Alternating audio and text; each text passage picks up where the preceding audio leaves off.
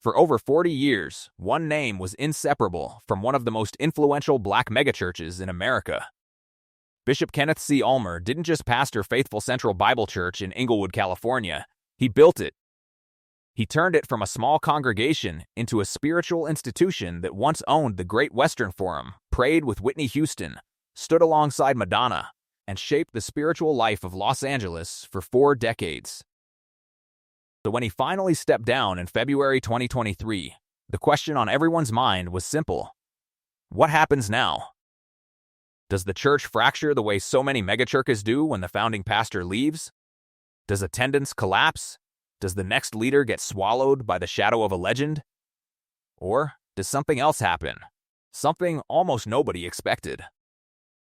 Stick with me, because the real story of what happened to Faithful Central after Bishop Ulmer isn't the story you'd guess. It involves a mentorship that started 8 years before anyone knew it mattered, a Hollywood connection nobody saw coming, and a bishop who, even in retirement, has been remarkably honest about something most pastors never admit out loud: what it actually feels like to walk away from a life's calling. Let's get into it. To understand what happened after Bishop Ulmer, you first have to understand what he built, because the size of the transition only makes sense once you see the size of what was being handed off. Kenneth Ulmer became senior pastor of what was then Faithful Central Missionary Baptist Church back in 1982. Following the death of the church's previous pastor, he was a young man with a background in broadcasting and music from the University of Illinois. Not exactly the typical path into pulpit ministry, but over the next 4 decades, he transformed that small congregation into one of the most recognized black churches in the country. Under his leadership, the church rebranded, moved into a moderate Pentecostal tradition, and eventually purchased and moved into the Great Western Forum. Yes, the actual arena where the Los Angeles Lakers used to play. For years, Faithful Central didn't just meet in a church building. Its congregation worshipped inside a former NBA arena, a physical symbol of just how far Ulmer had taken this ministry. Along the way, Ulmer became something bigger than a local pastor. He preached to more than 100,000 people at the Orange Bowl during a Promise Keepers event. He taught an annual summer course at Oxford University for 25 years. He served as president of the King's University. He became presiding bishop over the Macedonia International Bible Fellowship, an association of pastors spanning Africa and the United States, based in Johannesburg, South Africa. And locally, in Inglewood, he became the kind of civic figure that politicians made a point of visiting, a key stakeholder in one of the most important black communities in Southern California. So by the time 2023 arrived, Kenneth Ulmer wasn't just a pastor stepping down. He was an institution stepping back. On Sunday, February 19, 2023, after nearly 41 years in the pulpit, Bishop Ulmer delivered his final sermon as senior pastor. The message was titled, "I Did My Best," drawn from 2 Timothy chapter 4, the passage where Paul writes about finishing the race and fighting the good fight. It was, by every account, an emotional, historic moment for the congregation. The church didn't just let him quietly exit. They held a series of events called the Legacy of Champions celebration, culminating in a tribute concert honoring more than 4 decades of ministry. And here's the thing that makes this story different from so many megachurch transitions you've probably heard about, the ones that end in lawsuits, scandal, or congregational collapse. Faithful Central had a plan, and it had been building that plan for years. Here's where the story gets interesting, because succession at a megachurch this size is usually one of 2 things, either a slow-motion disaster or a carefully engineered handoff.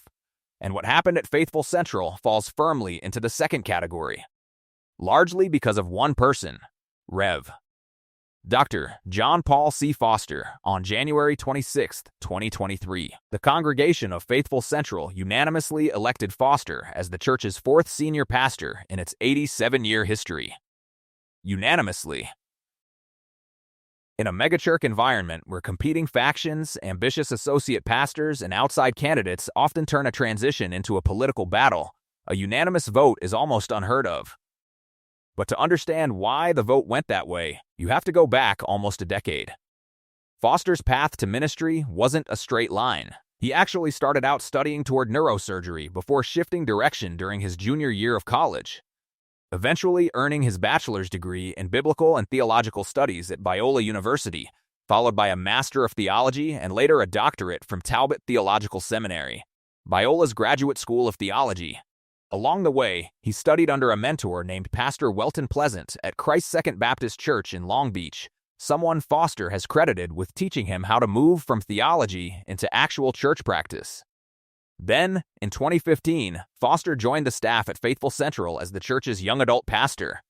He wasn't parachuted in. He wasn't hired as an outside successor candidate with a 5-year plan to take over. He came in to do youth ministry. But Bishop Ulmer noticed something. Over the following years, Foster's role kept expanding.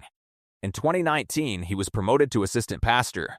Then in 2021, 2 full years before Ulmer's actual retirement, Foster was elevated again. This time to co-pastor. Think about what that timeline tells you.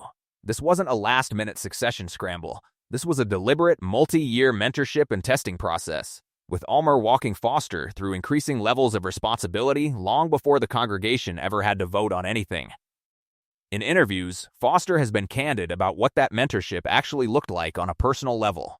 He's described sitting down with Ulmer during the process of joining Faithful Central, at a point when he had no idea what direction God was taking his ministry career, and having Ulmer essentially confirm, in that conversation, something Foster says he felt in his spirit, that eventually he would become a senior pastor somewhere. Neither of them apparently assumed, at that early stage, that the somewhere would be Faithful Central itself.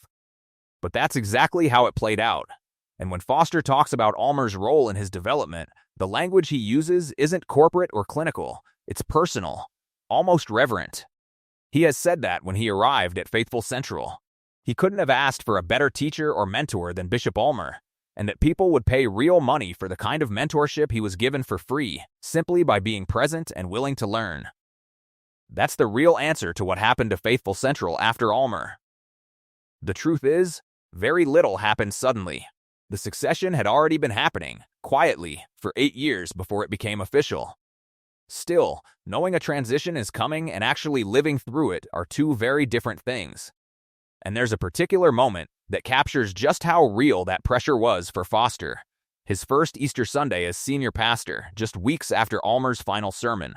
Easter is, for most black churches in America, the single biggest Sunday of the year.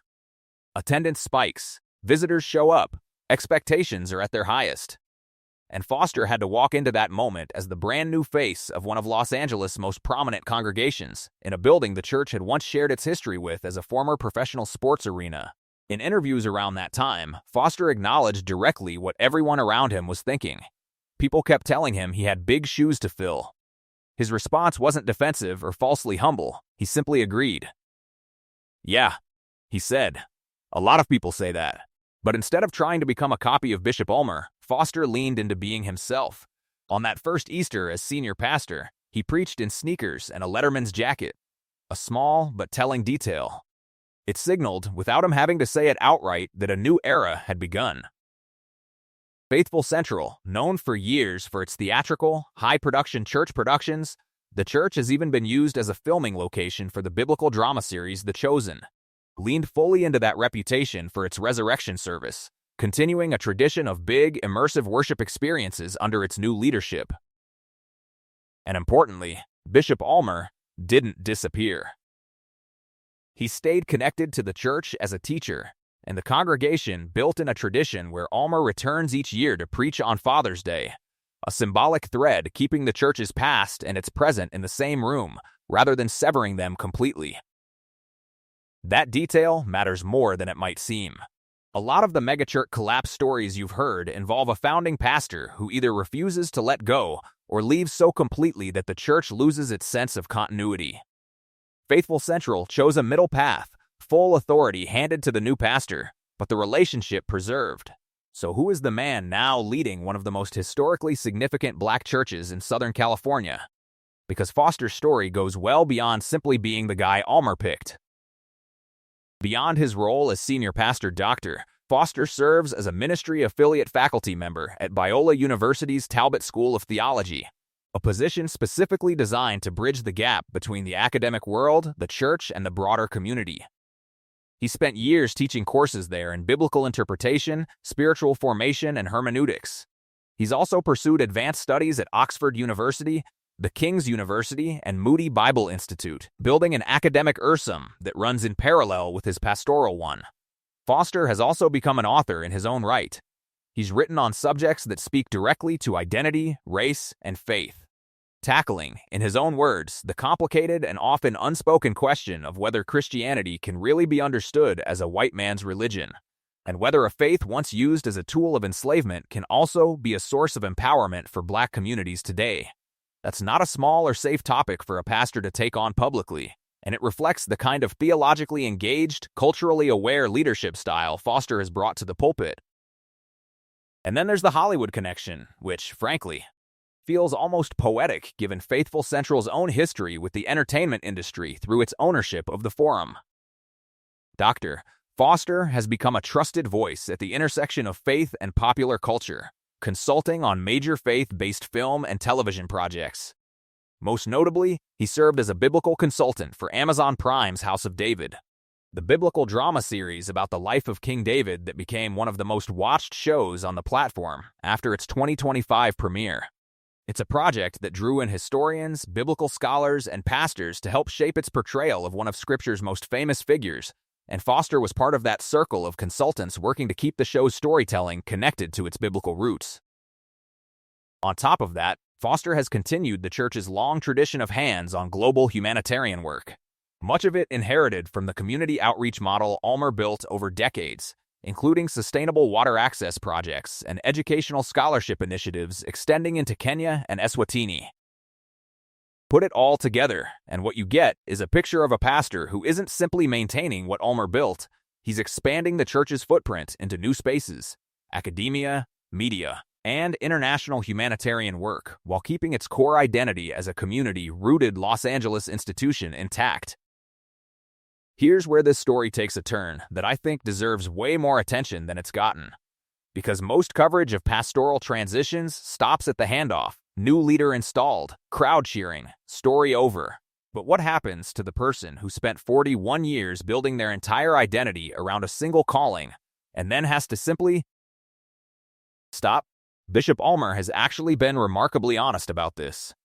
In a recent, deeply candid conversation on the Conversing podcast produced by Comment Magazine and hosted by Mark Laberton, a professor emeritus at Fuller Seminary, Ulmer opened up about what retirement from pastoral ministry has actually felt like on the inside. And it wasn't the triumphant, restful picture you might expect after 40-plus years of service. Ulmer described ministry, plainly, as a lonely business.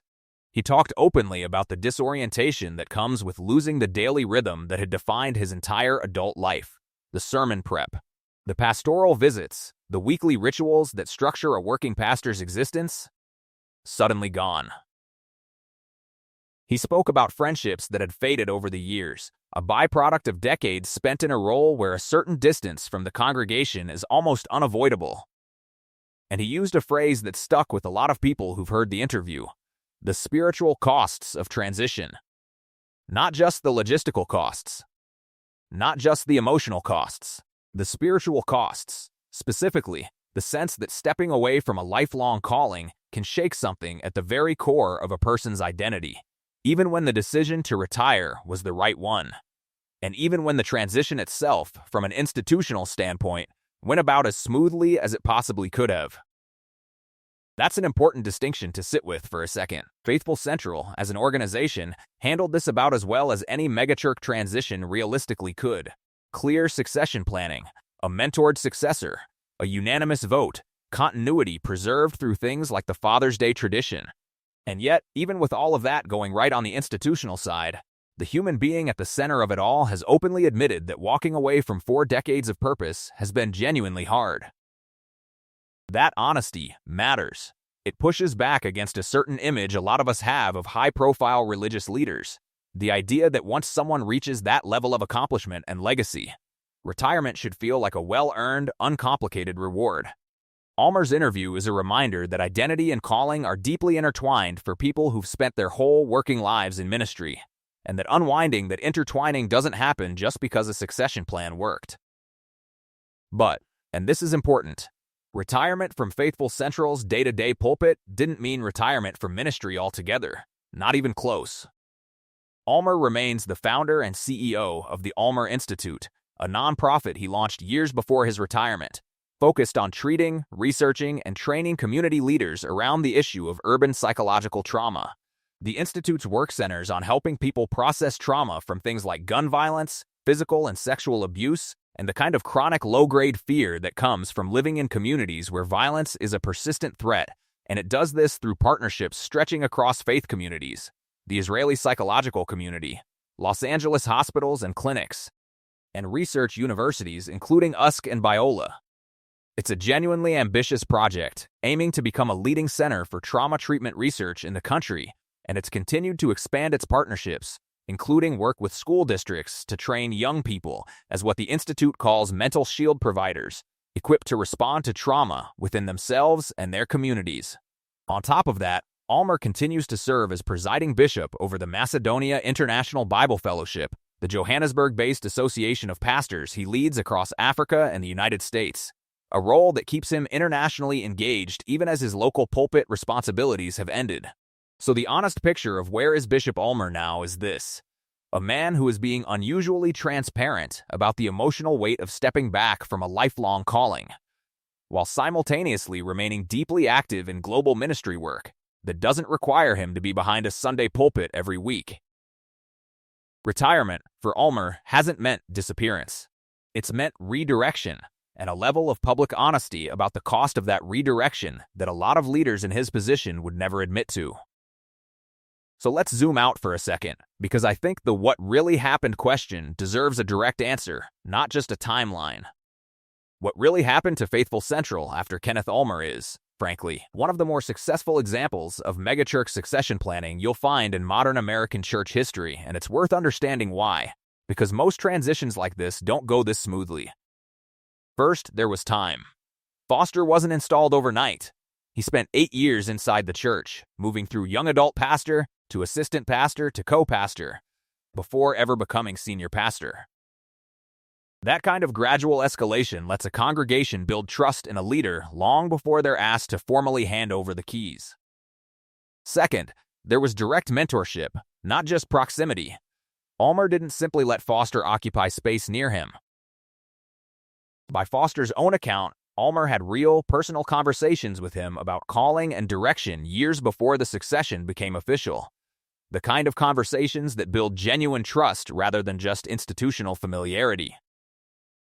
Third, the church preserved continuity instead of demanding a clean break. Ulmer staying on as a teacher, and specifically returning each Father's Day, sends an ongoing signal to the congregation that the past and the present of this church are connected, not competing. And fourth, and this one is easy to underestimate, the new leader was allowed to actually be different. Foster didn't try to preach like Ulmer, dress like Ulmer, or replicate Ulmer's exact style. He showed up to his first Easter service as senior pastor in sneakers and a Letterman's jacket. He's built out academic work at Talbot, authored books tackling race and faith head-on, and stepped into Hollywood consulting work on a major biblical TV series. He's building on the foundation Ulmer left, not trying to become a smaller version of him. That combination, patience, genuine mentorship, preserved continuity, and permission to be different, is exactly what a lot of megachurch transitions get wrong. And it's exactly what Faithful Central seems to have gotten right. So no, there was no collapse, no scandal, no congregational civil war. What really happened to Faithful Central after Bishop Kenneth Ulmer is, in many ways, the story of a plan that actually worked. A mentor who spent nearly a decade quietly preparing his successor, a congregation that voted unanimously to trust that preparation, and a new pastor who's now carrying the church into academia, into Hollywood, and into humanitarian work across the globe, all while staying rooted in the same Inglewood community that raised the church up in the first place. But maybe the most important part of this story isn't about the church at all. It's about Bishop Ulmer himself, a man willing to stand in front of a microphone after 41 years of public ministry and admit that walking away was harder than he expected. That kind of honesty is rare. And in a world full of leaders who perform certainty right up until the end, there's something genuinely powerful about a bishop choosing, instead, to tell the truth about loneliness, identity, and what it costs to let go of a lifelong calling, even when everything around him went exactly according to plan. If you found this breakdown valuable, let me know in the comments what other church transitions or leadership stories you'd want covered next. And if you're new here, consider subscribing, because we dig into stories like this every week, the ones that don't usually get the deeper look they deserve. Thanks for watching. I'll see you in the next one.